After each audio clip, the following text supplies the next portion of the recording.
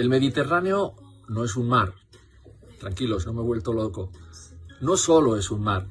El Mediterráneo también es un clima. El Mediterráneo también es un tipo de ciudad, un tipo de alimentación. Incluso yo diría que es una manera de ser. Una ciudad muy mediterránea que me ha gustado muchísimo y que creo que es una de las grandes desconocidas de Europa todavía es Tirana, la capital de Albania, un lugar al que yo fui tras las huellas de un escritor que suena mucho para el premio Nobel, Ismail Kadare, aquel que decía que él no había llegado a la literatura desde la libertad, sino a la libertad desde la literatura. Es una ciudad que no tiene nada que ver con muchas de las ideas preconcebidas que podamos tener de ella. No tiene nada de ciudad musulmana, por ejemplo. La gente es absolutamente europea en ese sentido, la misma gente que uno encontraría por las calles de una ciudad de Alemania o de Francia. No es una ciudad que tenga grandes rasgos eslavos, ni la gente, ni la manera de vivir tampoco, ni siquiera las edificaciones, ni la monumentalidad de la capital.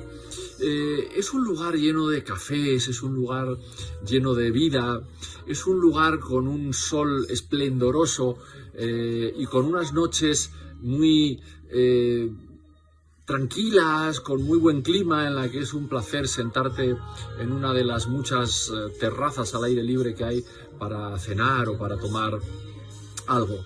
En sus edificios se ve lo que hizo el fascismo de los años 20, lo que hizo el comunismo a partir de los años 40. Hay todavía rasgos de esa monumentalidad megalómana del momento. El escritor Ilya Ehrenburg decía que él había visto muchas ciudades que no tenían grandes avenidas, pero que nunca había visto grandes avenidas que no tuviesen una ciudad a los lados, y que eso era Tirana. Afortunadamente eso también ha pasado a la historia. Hay alguna plaza llena de, como os digo, de locales, con mercados, bastante venta callejera, muy pintoresca, pero sobre todo creo que en los últimos años, por lo que me han contado, se ha modernizado muchísimo y es un lugar muy moderno, digamos, incluso extremadamente moderno en algunas cuestiones. Hay una plaza muy conocida, es Skanderberg, creo que se llama, donde está la estatua del héroe nacional, está el Museo de Historia, está también la ópera, que la construyeron, por cierto, eso sí, el régimen comunista, tirando parte del centro histórico otomano. Queda una parte otomana en la ciudad,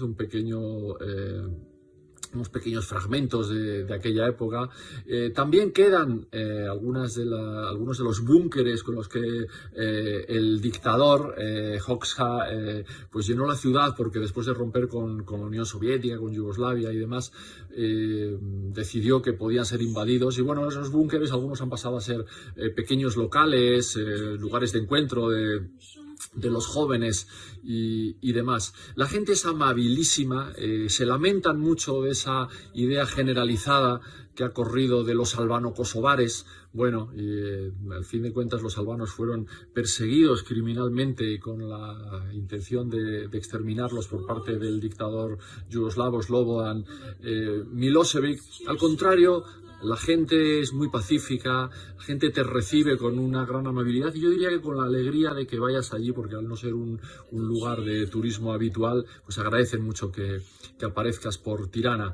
Está muy cerca el Adriático, un pequeño viaje en coche lo alcanzas. Está muy cerca una zona montañosa también muy interesante. Hay una vida cultural que empieza a crecer ahora, como todo en ese país, pero que te sorprende mucho, porque vas allí a dar una conferencia, vas allí a hacer una lectura, se llena de gente. Casi todo el mundo, prácticamente todo el mundo, habla otro idioma, además del albanés. Casi todo el mundo habla inglés, mucha gente habla francés, alguna gente habla ruso, pero es muy fácil entenderte en inglés, desde luego. A mí lo primero que me salió después de una charla que fui a dar allí fue un traductor y una editorial que ya están a punto de sacar una de mis novelas en Albania. Bueno, la suma de todo esto hace de Tirana un lugar muy interesante, un sitio por descubrir, y yo os recomiendo que os paséis por allí, porque creo que os va a sorprender. A mí me sorprendió muchísimo y me hizo pensar que el Mediterráneo es todavía un poquito más grande y más sorprendente de lo que ya suponíamos.